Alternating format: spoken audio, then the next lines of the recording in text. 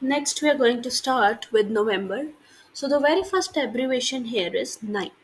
Night is basically the time period from 30 minutes after the sunset till 30 minutes before the sunrise. It is very important to learn 30 minutes after sunset and 30 minutes before sunrise. The next is non instrument runway, the runway which is used for the visual approach procedures. That means it has no navigational aid facility available. The next is NOTAM. NOTAM is basically the notice to airmen that we'll discuss in its chapter only. The next comes is obstacle. Any fixed permanently or temporarily or any mobile objects which are causing hindrance to the aircraft safety, that is known as an obstacle, which is hazard to air navigation. And there are defined surfaces which are intended so as to protect the aircraft in flight. Then is the next abbreviation that we are going to do is pavement classification number. It basically expresses the uh, bearing strength of the pavement for the unrestricted operations. The next is petroleum in bulk. This is a very important abbreviation as it is it will come in the exam. The question might be in such a way that what is petroleum in bulk? This means that the petroleum in the receptacle it is more than 900 liters in capacity. Just learn this much. Then we know the pilot in command, he has to safely conduct the flight and also he is in charge of whole of the flight. Next is problematic use of substances. When a person or someone consumes one or more psychoactive substances, and that is consumed by some aviation personnel, then in such a way that it is directly hazardous to the users or endangers the life of passengers or the user or the health or welfare of the others, and also it worsens occupational, social, mental, or physical problems. Then we should know what is prohibited area. It is an airspace which is having some defined certain defined dimensions, and it is above the land areas or the terrestrial waters of a state within which the flight is prohibited. We know that the Mathura refinery is a prohibited area till 10 kilometers. Then, what are psychoactive substances? All the substances such as alcohol, opioids, cannabinoids, sedatives, and hypnotics, cocaine, other psychostimulants, hallucinations, and volatile solvents. But remember that coffee and tobacco they are excluded from being psychoactive substances in aviation. Come on to Romeo. Racetrack procedures.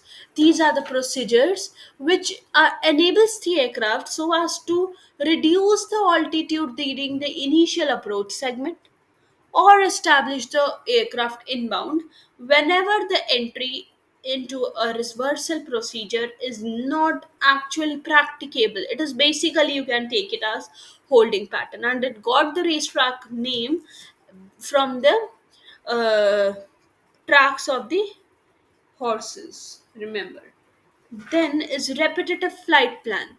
If the same flight it is continuously being operated from one place to another for consecutive 10 days or consecutive 10 events, such is a repetitive flight plan, and you do not need to submit the flight plan again and again in such a case. Then, restricted area. It is an area of certain defined dimensions above the land or territorial waters of a state during within which the flight of the aircraft it is restricted in accordance with certain specified conditions. Runway and safety area. It is the area which is symmetrical about if we extend the runway center line and adjacent to the end of the stripe. Primarily it is intended to reduce the risk of damage to an aircraft undershooting or overshooting the runway.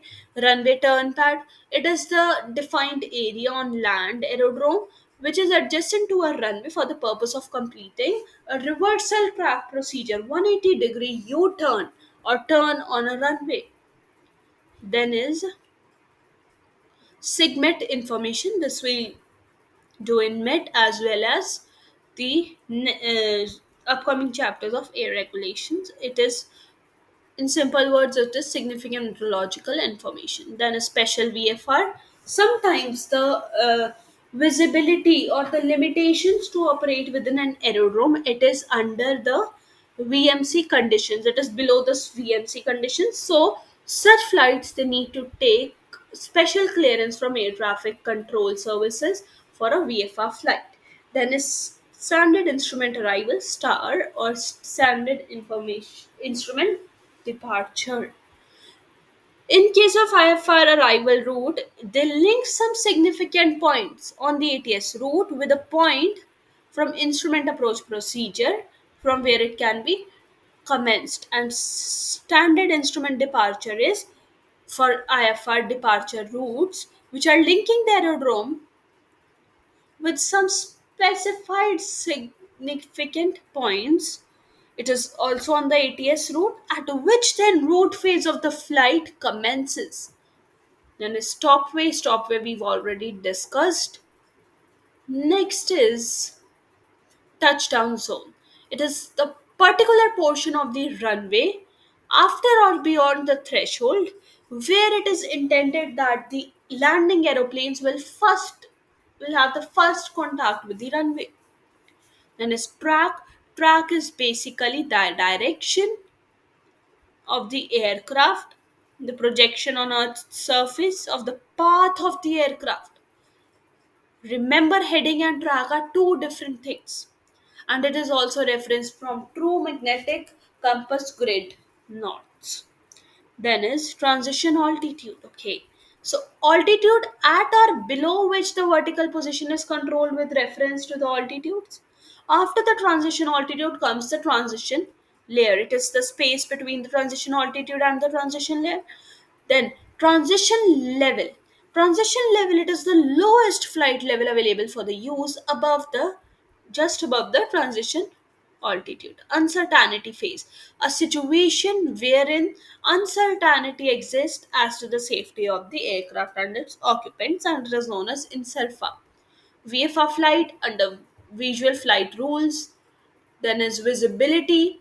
Now, for aeronautical purposes, it is greater of if we see a black object of suitable dimension at the greatest distance, which is situated near the ground, if I can recognize and observe that against a bright background, or the distance at which the lights in the vicinity of 1,000 candelas they can be seen and they can be identified against unlit background.